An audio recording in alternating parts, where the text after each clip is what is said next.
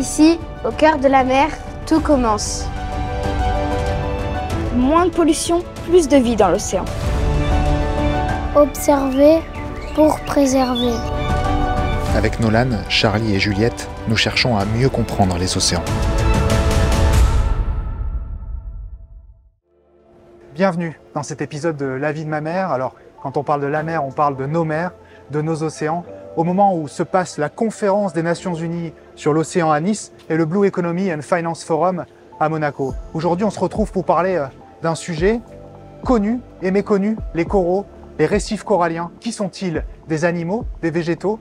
Tout ceci, on va l'évoquer avec Charlie. Charlie, elle a 10 ans, elle est scolarisée à Monaco et elle est très curieuse de tous ces sujets qui touchent les mers et les océans. Venez avec moi.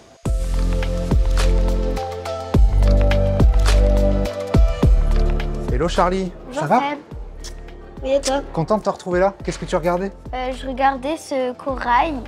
Est-ce que tu sais ce que c'est, toi, le corail? Ah, les coraux, c'est des animaux, il y en a beaucoup. Quand ils sont des milliers, ça constitue des récifs coralliens. C'est juste, il y a beaucoup de choses à raconter là-dessus. Pourquoi il est blanc celui-là? Tu penses qu'il est malade?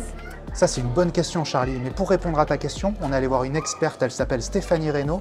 Elle travaille au Centre scientifique de Monaco. On va voir sa réponse? Allez. Allez, viens.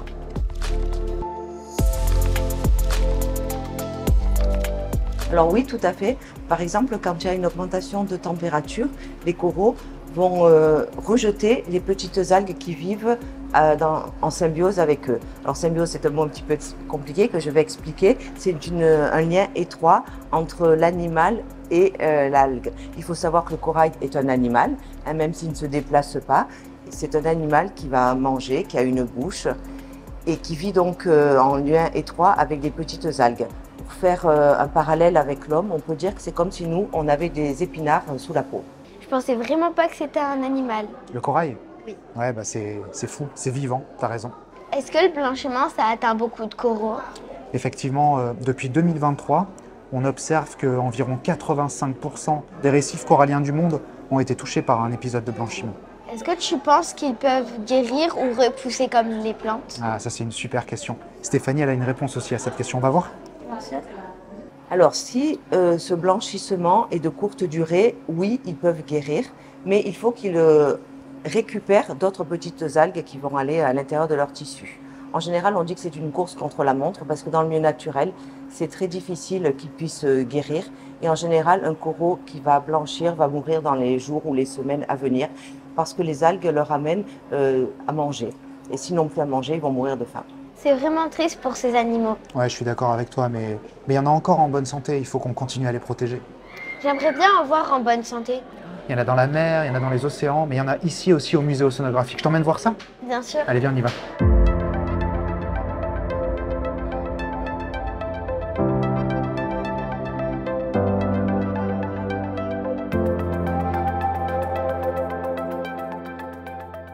Corail corne de cerf, corail nid d'oiseau, t'as vu ces couleurs, t'as vu comme c'est beau? C'est pas magnifique ça? Ils sont trop beaux et les couleurs en plus, elles sont magnifiques. Ceux-là, on les retrouve souvent dans les mers et les océans du Sud, ils sont comme tu dis, magnifiques.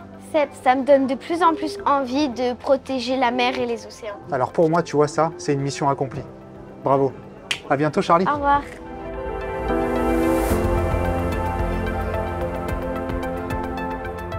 Selon les rapports du GIEC, avec les scénarios de réchauffement climatique actuels, on pourrait perdre plus de 90% des récifs coralliens du monde avant 2100. Ça nous montre à quel point il est nécessaire d'agir, de protéger, de conserver. Merci d'avoir suivi cet épisode de La vie de ma mère et j'ai hâte de vous retrouver prochainement dans une nouvelle émission au cœur du vivant. Prenez soin de vous.